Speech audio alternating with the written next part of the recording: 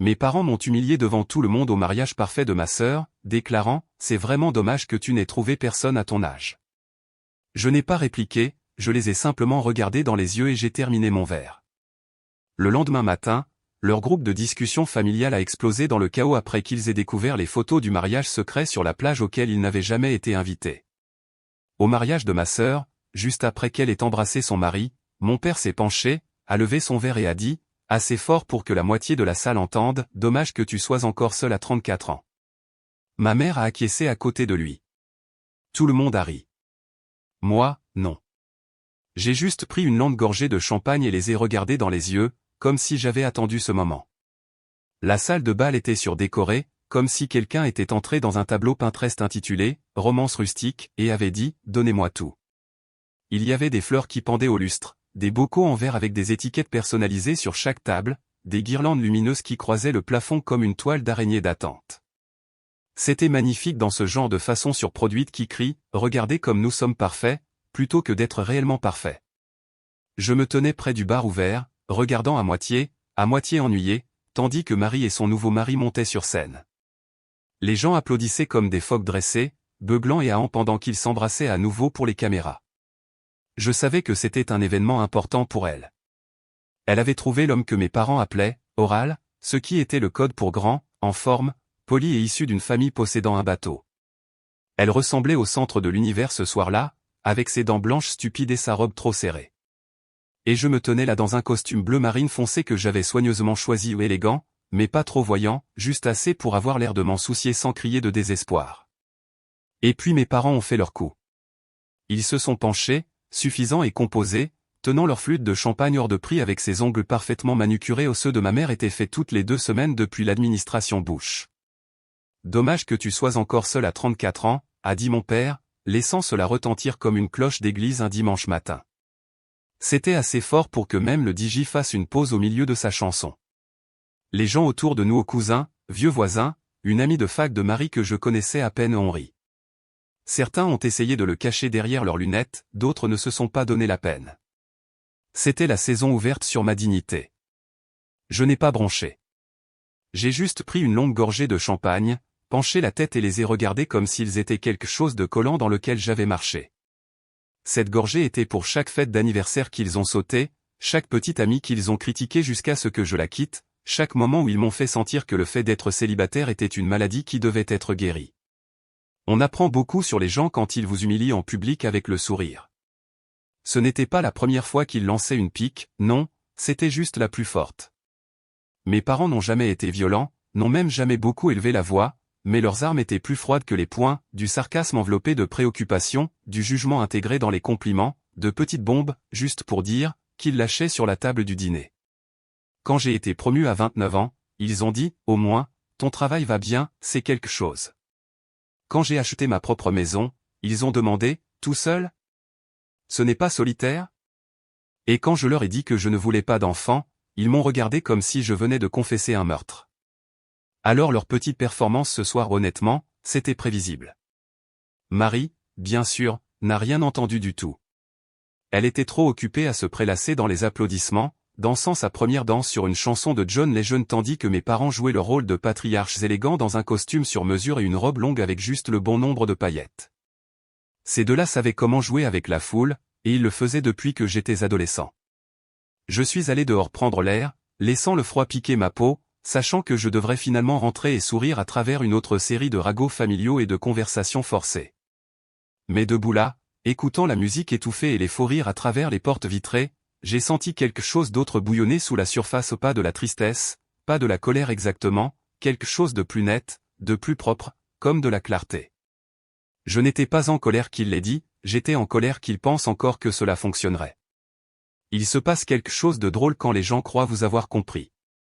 Ils cessent de poser des questions, ils cessent d'écouter, ils vous enferment dans une petite boîte étiquetée, toujours célibataire, toujours en train de chercher, toujours pas assez, et oublient que les gens évoluent quand personne ne regarde. Ce silence que je leur ai donné après leur pique, ce n'était pas une défaite, c'était une stratégie. Parce que voilà le truc, ils n'avaient aucune idée.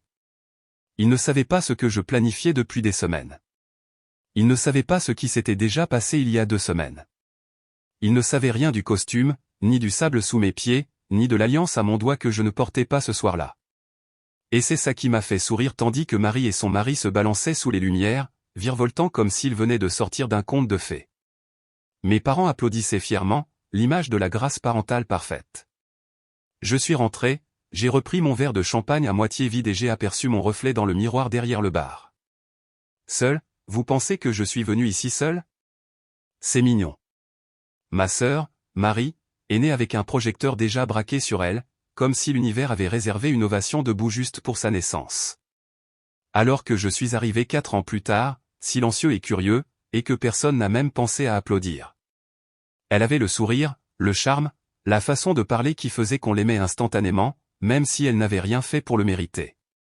La gamine ramenait des notes moyennes à la maison et était félicitée pour l'équilibre de sa vie, tandis que je transpirais sang et eau pour avoir des A et on me demandait pourquoi je ne pouvais pas sourire plus souvent.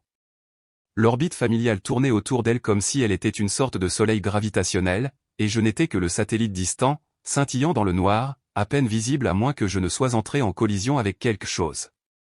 J'étais le bizarre, selon mes parents l'artiste, l'intense, celui qui aimait trop les livres et trop peu les filles, du moins celles qu'ils approuvaient.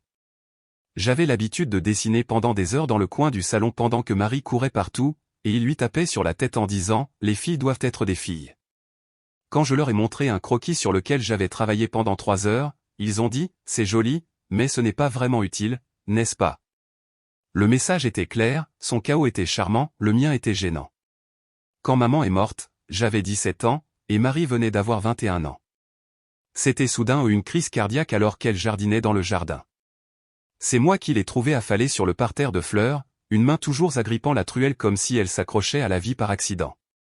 Marie n'est rentrée à la maison qu'1 jour plus tard, elle était à l'université, vivant sa meilleure vie. Et quand elle est entrée dans la maison, mon père s'est effondré dans ses bras comme si elle était la seule chose qui le tenait debout. Je me souviens être resté dans le couloir, portant toujours le même jean que celui que je portais quand j'ai trouvé maman, et en pensant, alors, c'est comme ça que ça va se passer. Après ça, quelque chose a changé entre mes parents et moi, comme s'ils avaient pris une décision silencieuse que je n'allais pas être l'enfant sur lequel ils s'appuyaient. Ils n'ont pas crié, ni fait rage, ni même beaucoup pleuré autour de moi, ils ont juste retiré leur amour, l'ont transformé en liste de contrôle. Ai-je mangé? Suis-je entré à l'université? Ai-je postulé pour des stages? Et leur silence est devenu plus fort avec les années. Marie est devenue la fille héroïne qui a tout tenu ensemble, et je suis devenu le fils étrange qui écrivait des poèmes sur des choses mortes et ne sortait pas assez avec des femmes ayant un emploi stable. Le truc, c'est qu'être étiqueté comme la déception, c'est qu'au bout d'un moment, vous commencez à protéger votre joie comme si c'était de la contrebande. Vous cachez les bonnes choses pour que personne ne puisse les toucher, les tordre ou les enlever. C'est ce que j'ai fait avec Emma. Nous nous sommes rencontrés quand j'avais 28 ans il y a 5 ans, non, si peu importe. Les maths n'étaient pas la raison pour laquelle nous sommes tombés amoureux, de toute façon. Je l'ai rencontrée dans une librairie de tous les endroits où le genre avec des planchers qui grincent et des lampes dépareillées et un petit bar à expresso qui ne nettoyait jamais correctement le mousseur à lait. Elle m'a remis un roman que j'avais dans le viseur, a fait une remarque sarcastique sur le fait que l'auteur était surévalué, et j'ai ri malgré moi. Elle était vive, gentille sans essayer d'impressionner, et quand nous parlions, je n'avais pas l'impression de devoir traduire mes pensées en version plus petite et plus simple. Avec elle, je pouvais être toute la tempête, et elle n'a pas bronché. Mais je ne l'ai jamais ramenée à la maison, pas une seule fois. Chaque petite amie avant elle était passée dans le hachoir à viande de l'opinion de mes parents. Ils ont disséqué leur carrière, leur famille, leurs chaussures. Une fille avait un tatouage, et ils ont demandé si elle avait déjà été en prison. Une autre conduisait une moto, et ils ont dit qu'ils ne seraient pas surpris si elle prenait de la drogue le week-end. Quand j'ai eu 30 ans, j'ai arrêté de présenter qui que ce soit. Quel était l'intérêt? Cela se terminait toujours de la même manière, avec moi qui expliquais, défendais ou m'excusais. Emma est donc restée ma rébellion secrète. Nous avons vécu ensemble pendant 4 ans avant de nous fiancer, et personne dans ma famille ne savait même que nous partagions un foutu bail. Chaque Noël, je volais en solo, leur disais que j'étais trop occupé pour amener qui que ce soit, puis rentrais chez Emma et notre vie tranquille pleine de pâtes maison et de soirées cinéma sarcastiques. C'était simple, c'était le nôtre. Et pour la première fois de ma vie, je n'avais pas l'impression de devoir jouer un rôle. Mais quelque chose a changé l'automne dernier. Nous avions parlé du mariage de cette façon détournée pendant un certain temps, mais puis un soir, en prenant des plats à emporter et en regardant une mauvaise émission de télévision, elle a sorti une alliance rien de clinquant, juste une bande d'or avec une petite opale, ma pierre de naissance, celle que je lui avais dit aimer un jour quand nous étions ivres et que nous marchions dans un marché aux puces. Elle s'en souvenait, et j'ai dit oui sans cligner des yeux. Nous n'avons pas planifié un mariage, nous avons planifié une évasion. Nous avons volé sur la côte 2 semaines avant le grand jour de Marie, avons loué une petite maison aux volets écaillés et à la cour sauvage, et nous nous sommes mariés pieds nus sous une arche faite de bois flotté et de tissu blanc. C'était calme, c'était désordonné, c'était absolument parfait. Je n'ai rien dit à personne, pas une âme ni Marie, ni mes parents, ni même mon meilleur ami du lycée, à qui j'envoie toujours un texto une fois par mois comme si nous faisions semblant de rester en contact. Ce n'était pas par méchanceté, c'était de la protection, c'était choisir la paix plutôt que la performance. Je n'allais pas laisser personne réduire ma joie pour qu'elle corresponde à leur zone de confort. Ce soir-là, après la réception de mariage, je suis rentré dans mon appartement, j'ai enlevé mes chaussures habillées et j'ai ouvert mon téléphone. Les chats de groupe bourdonnaient toujours les photos de mariage de Marie, des sorties au feu d'artifice et des sourires forcés remplissant chaque fil. Et puis je l'ai fait. J'ai posté une photo moi dans mon costume de mariage, riant la tête en arrière, Emma me tenant la taille comme elle le fait toujours quand je surpense, l'océan derrière nous. Pas de légende, juste une photo. Et je ne l'ai pas postée publiquement, je l'ai mise sur ma liste d'amis proches, peut-être 10 personnes au total. Mais l'une d'elles, que son âme désordonnée soit bénie, l'a prise en capture d'écran et l'a envoyée directement à mes parents. J'ai vu le message arriver dans l'heure qui a suivi, et je suis resté assis là, le vin dans une main, le téléphone dans l'autre, et j'ai souri comme le méchant silencieux que j'avais toujours été. Le soleil commençait à peine à percer le ciel lorsque je me suis réveillé le jour où j'ai épousé Emma, et je me souviens de la sensation que l'air lui-même s'était interrompu, comme si le monde retenait son souffle pendant que je prenais la décision la plus honnête de ma vie. Il n'y avait pas de répétition, pas de consultation florale, pas de dépôt de $1000 qui planait au-dessus de ma tête, pas de cousin du lycée se plaignant des arrangements de voyage, juste l'océan à l'extérieur de la fenêtre, la respiration régulière d'Emma à côté de moi, et le bruit des vagues qui entraient et sortaient des secrets du rivage. Je ne m'étais jamais senti aussi calme, pas même de près. Nous étions dans une petite maison au bord d'une ville balnéaire, à 2 heures de la ville, le genre d'endroit où le Porsche craque à chaque fois que vous marchez dessus, et où la cafetière met 10 minutes entières à chauffer. J'ai choisi mon costume des mois plus tôt du lindou, pas de col rigide, pas de ceinture. Non, je ne voulais pas que quelqu'un m'ajuste, me serre ou me murmure comment je devrais poser pour la caméra. Je voulais me sentir moi-même, pas une version organisée pour un album Facebook ou l'approbation de mes parents. Emma portait une simple robe blanche, fluide jusqu'aux chevilles, comme si nous jouions à être décontractés mais que nous voulions quand même être beaux sur les photos. Notre ami Sacha a officié, c'est la seule personne en qui j'ai assez confiance pour détenir mes vérités sans les réduire à quelque chose de plus petit ou de plus facile à digérer. Il n'y avait pas d'invité, pas de porteur d'alliance, pas de traiteur, personne ne pleurant de façon dramatique au 3e rang. C'était nous, le bruit de la marée, et une poignée de mouettes qui se fichaient pas mal de ce que nous faisions.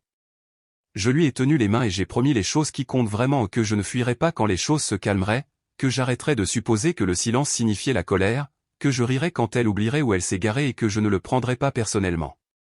Elle m'a promis des rendez-vous café bizarres et une honnêteté désordonnée, et qu'elle ne me demanderait jamais, en aucune circonstance, d'aller camper.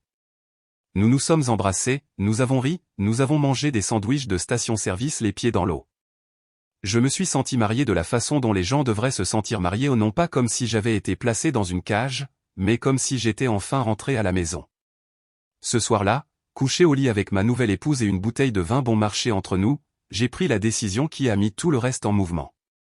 Je savais que le mariage de Marie avait lieu dans 2 semaines. Je savais que je devrais m'asseoir là dans ce lieu hors de prix, écouter les toasts, sourire aux photos, et hocher la tête poliment pendant que les gens me demandaient si je sortais avec quelqu'un. Je savais que mes parents trouveraient un moyen de lancer une pique, subtil ou non, et je savais que je devrais l'accepter, comme toujours. Mais que se passerait-il si je ne le faisais pas? Que se passerait-il si je n'expliquais, ne défendais ni ne justifiais une seule chose? Que se passerait-il si je les laissais parler, puis lâcher une bombe si élégante qu'elle ne faisait même pas de bruit lorsqu'elle atterrissait? Alors je n'ai rien dit pendant 2 semaines. Je n'ai absolument rien dit. Je n'ai pas fait de faux pas, je n'ai pas laissé une alliance traîner, je n'ai pas mentionné « nous » au lieu de « je ». Je suis allé au mariage de Marie en solo, dans ce costume bleu marine, souriant comme quelqu'un qui n'avait rien à cacher mais tout à protéger. Et quand mes parents ont fait leurs petits commentaires sur le fait que j'avais 34 ans et que j'étais seul, je n'ai ressenti aucune douleur, je me suis senti amusé, honnêtement, comme si j'observais quelqu'un jouer dans une pièce qu'il ne savait pas avoir été annulée. Le lendemain matin, après avoir enlevé mes chaussures et nettoyé le produit capillaire et m'être versé du bon café, j'ai posté une photo une seule. C'était Emma et moi sur la plage, le soleil fondant derrière nous, sa main autour de ma taille et la mienne emmêlée dans sa robe. Je riais, la tête en arrière, comme Bouddha volant sur le côté, comme si cela essayait de s'échapper du moment mais ne pouvait pas. Je l'ai légendé simplement, plus seul, et je ne suis pas désolé. Et je ne l'ai pas posté à tout le monde, juste la liste des amis proches 10 personnes, peut-être si vous comptez cet ami que je compte toujours supprimer mais j'oublie toujours. Je me suis dit que cela flotterait tranquillement, obtiendrait peut-être quelques émojis de feu, peut-être un cœur ou deux. Je n'ai pas compté sur Sacha pour le faire suivre à sa sœur, qui l'a fait suivre à ma cousine Jess, qui l'a capturé en capture d'écran plus vite qu'un raton laveur volant des poubelles et l'a jeté directement dans le chat de groupe familial. Au début, je ne l'ai pas remarqué. J'étais dans la cuisine en train de faire des crêpes quand mon téléphone a vibré une fois, puis encore, puis 5 fois de plus en succession rapide. J'ai jeté un coup d'œil à l'écran et j'ai vu le nom d'un groupe que je n'avais pas ouvert depuis des semaines, Femme Jam, créé par mes parents dans une tentative désespérée de paraître moderne, avec un selfie souriant d'eux et de Marie dans un domaine viticole. Le premier message provenait de tante Linda, « Attendez, qu'est-ce que c'est ?» Puis la cousine Jess, « Connor s'est marié. » Et puis le dernier, celui qui m'a fait faire une pause au milieu de la coulée avec la pâte qui pendait encore à la cuillère, la réponse de mes parents, « Ça doit être une blague. » Connor ne ferait pas ça sans nous le dire, n'est-ce pas? J'ai pris mon téléphone, j'ai lu le chaos qui se déroulait, et j'ai fait quelque chose que je n'avais pas fait depuis longtemps, j'ai ri. Ce n'était pas amer, ce n'était pas cruel, c'était le son de quelqu'un qui respirait enfin de l'air qui n'était pas imprégné d'attente, de déception ou de honte. Je n'ai rien répondu ni un appel, ni une explication, ni un foutu avertissement. Mon téléphone a continué à vibrer aux des appels manqués, des textos, des points d'interrogation inondant mon écran comme si quelqu'un avait appuyé sur un bouton de panique dans une salle de rédaction. Mais je n'ai pas décroché, je n'ai pas répondu. Au lieu de cela, j'ai versé du sirop sur les crêpes, je me suis assis en face d'Emma et j'ai levé ma fourchette comme un toast. Laissons le chat de groupe brûler. Le premier appel est arrivé à 7h30 du matin ou une heure à laquelle je ne répondrai normalement jamais, même si c'était le président lui-même qui demandait de l'aide pour une indication de mots croisés. Il a vibré une fois, et je l'ai mis en silencieux, sachant déjà par l'indicatif régional qu'il s'agissait de mon père. Il n'a laissé aucun message vocal, juste le silence de l'attente. Puis il a sonné encore et encore après ça, et puis mon téléphone a pratiquement fait une vibration à corps entier sur le comptoir à cause de toutes les alertes qui s'empilaient les unes sur les autres comme une avalanche numérique d'opinions, de voyages de culpabilité et de panique parentale pure et non coupée. Je n'en ai répondu à aucune. Au lieu de cela, j'ai ouvert mon ordinateur portable, je me suis versé une autre tasse de café noir fort le genre qui pourrait brûler l'acier si vous le laissiez reposer trop longtemps et j'ai commencé à faire défiler les captures d'écran que Sacha avait déjà commencé à m'envoyer, l'une après l'autre, comme si elle documentait une explosion au ralenti en temps réel. Le chat de groupe était un foutu cirque.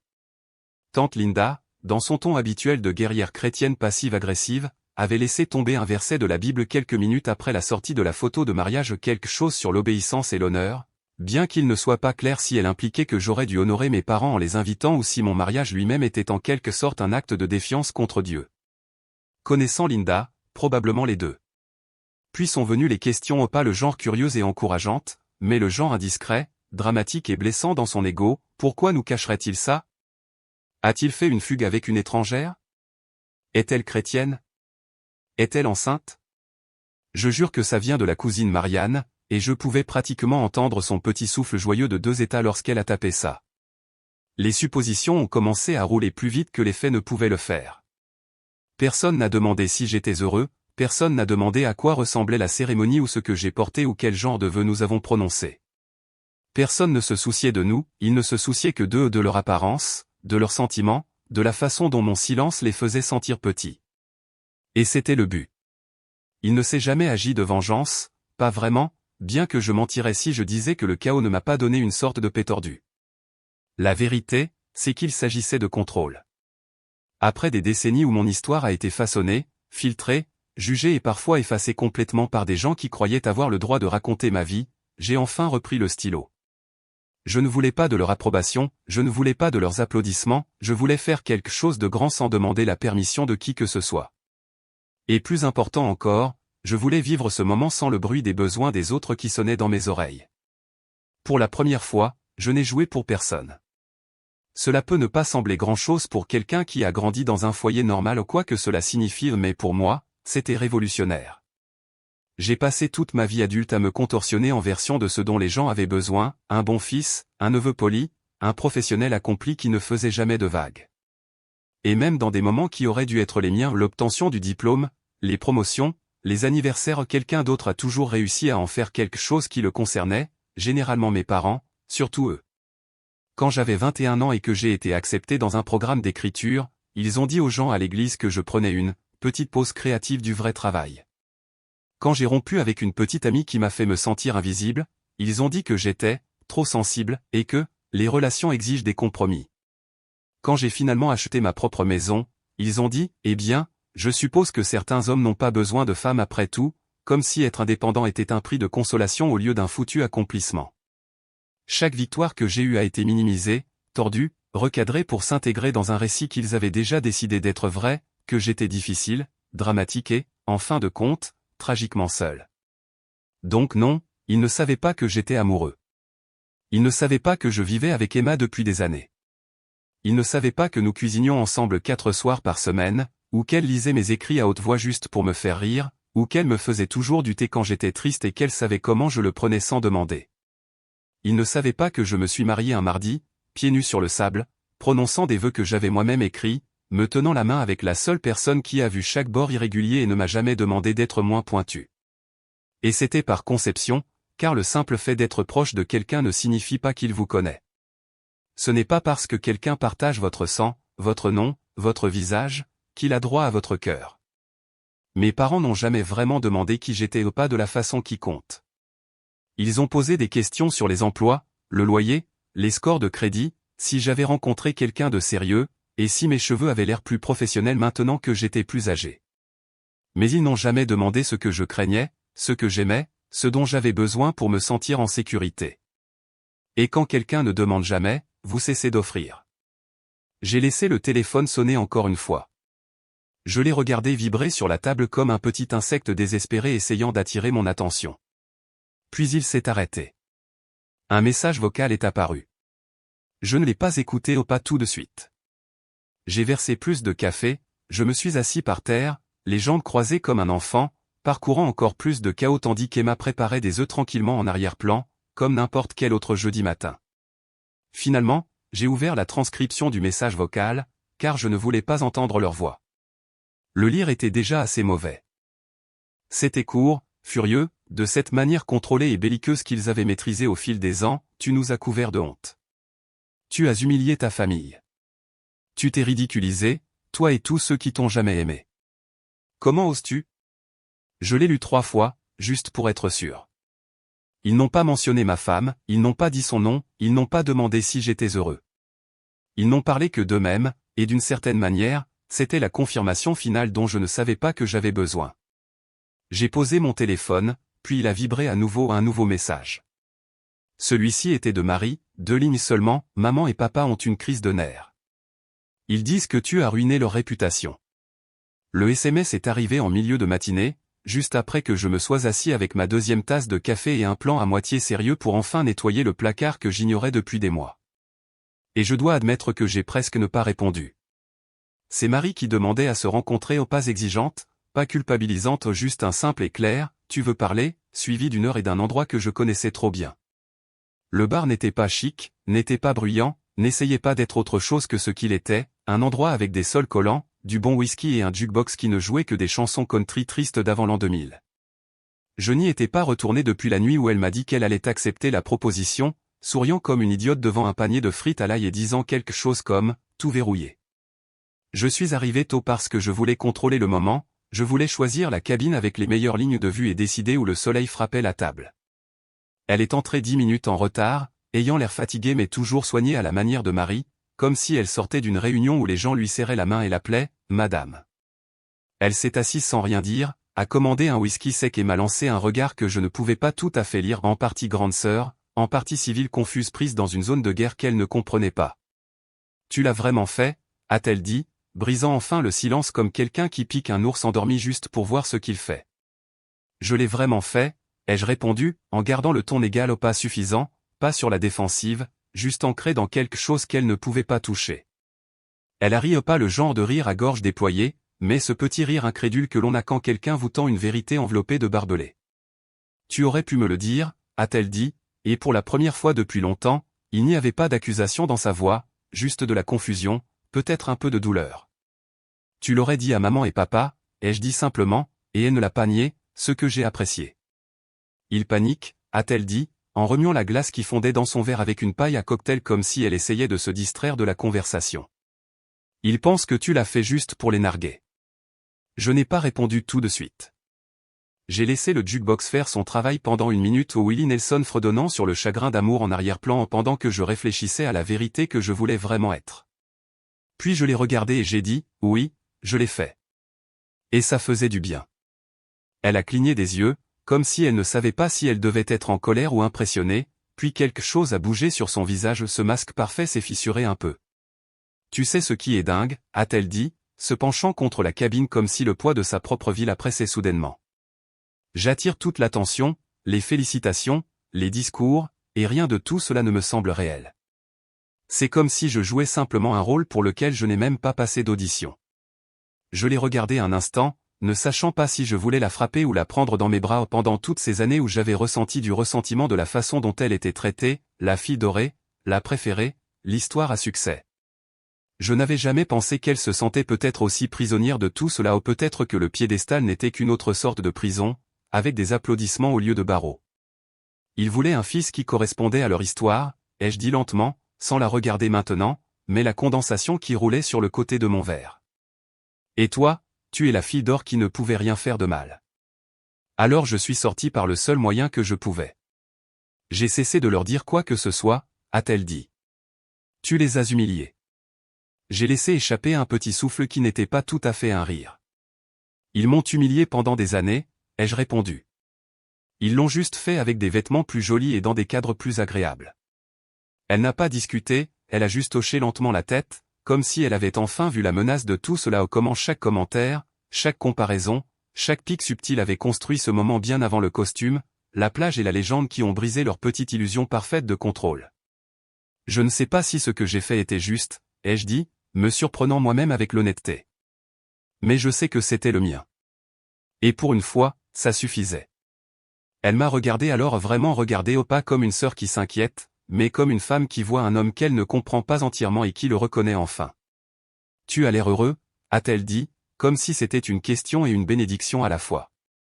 Je le suis, ai-je dit, et ce n'était pas une performance.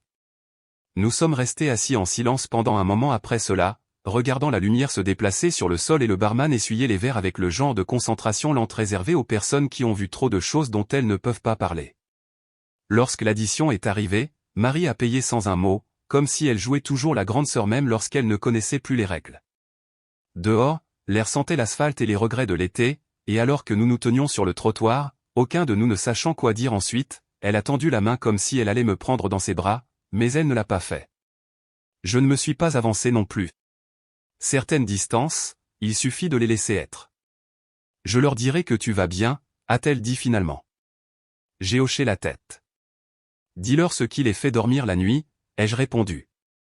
Puis je me suis retourné et je suis parti au pas rapidement, pas de façon dramatique, mais avec le genre de certitude constante que l'on n'obtient que lorsqu'on cesse de s'excuser pour la vie que l'on a construite sans public.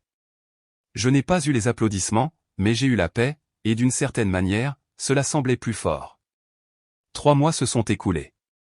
L'automne est arrivé avec ses matins frais et ses couchers de soleil précoces. Emma et moi nous sommes installés dans notre vie de couple, notre petit appartement rempli de livres et de tasses à café et notre équipement de photographie éparpillé sur la table à manger que nous utilisions rarement pour de vrais repas. Les appels de mes parents ont cessé après 6 semaines. Marie envoyait des textos occasionnellement ou des messages superficiels sur le temps ou une émission de télévision qu'elle pensait que j'aimerais, un cessez-le-feu, pas une résolution. Puis une enveloppe blanche unie est arrivée dans notre boîte aux lettres. Pas d'adresse de retour, juste mon nom écrit dans les lettres capitales indubitables de mon père. À l'intérieur, il y avait un chèque, le montant exact qu'ils avaient dépensé pour le mariage de Marie et une seule carte avec 3 mots, pour votre avenir. Je l'ai regardé longtemps, assis sur notre escalier de secours pendant qu'Emma prenait une douche, les bruits de la ville s'élevant autour de moi. Il aurait été facile de le déchirer, de rejeter cette tentative vaine de réconciliation, de l'argent au lieu d'excuses, une transaction au lieu de la compréhension.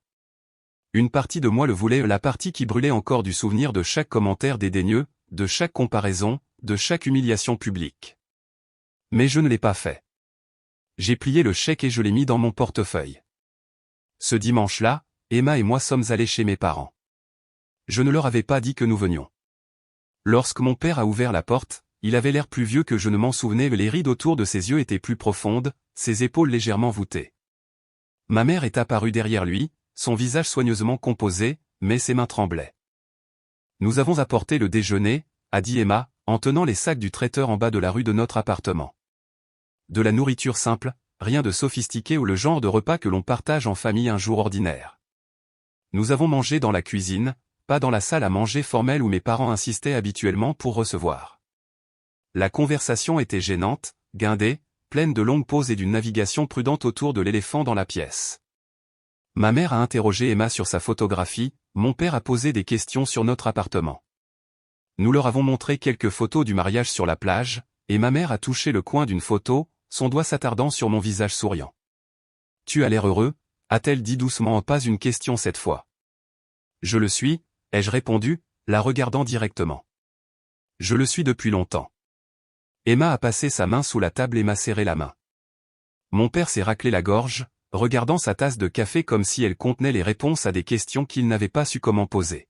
« Nous avons reçu votre chèque, ai-je dit finalement. « Merci, mais nous n'en avons pas besoin. » La tête de mon père s'est levée brusquement. « Il est à vous. Nous voulons que vous l'ayez. » Je sais, mais ça va, vraiment. J'ai sorti le chèque de mon portefeuille et je l'ai posé sur la table entre nous. Ce dont nous avons besoin, ce n'est pas de l'argent. Les yeux de ma mère se sont remplis de larmes, mais elle n'a pas détourné le regard. Pour une fois, elle ne s'est pas cachée derrière le calme ou la déviation. « Que pouvons-nous faire ?» a-t-elle demandé, sa voix à peine au-dessus d'un murmure. C'était la première question honnête qu'elle m'avait posée depuis des années, peut-être même jamais. « Vous pouvez apprendre à connaître ma femme, » ai-je dit. « Vous pouvez cesser de me comparer à Marie. Vous pouvez accepter que ma vie ne ressemble pas à ce que vous aviez imaginé, mais elle est quand même bonne, elle vaut toujours la peine d'être célébrée. » Personne n'a rien promis ce jour-là. Il n'y a eu aucune déclaration dramatique ni aucun étreinte larmoyante. Nous avons terminé le déjeuner, nous avons parlé de sujets neutres et nous sommes partis avec des projets provisoires de nous retrouver dans 2 semaines. En repartant, Emma m'a demandé si j'allais bien. « Je ne sais pas », ai-je répondu honnêtement. « Mais je pense que nous pourrons l'être, un jour. » La réconciliation, j'apprenais, n'était pas un seul moment, mais une longue série de petits choix, choisir de se présenter, choisir de parler honnêtement, choisir de maintenir des limites tout en laissant la porte ouverte. C'était plus désordonné qu'un arrangement, plus compliqué que le pardon, et totalement insatisfaisant pour quiconque voulait une résolution nette. 6 mois plus tard, mes parents sont venus dîner dans notre appartement. Ma mère a apporté des fleurs, mon père a aidé Emma à accrocher une étagère qui était appuyée contre notre mur depuis des semaines. Nous avons parlé de choses réelles, sa peur de la démence après le diagnostic de sa mère, ses regrets d'avoir poussé Marie vers une carrière qu'elle détestait, mes souvenirs d'enfance qui ne correspondaient pas aux leurs.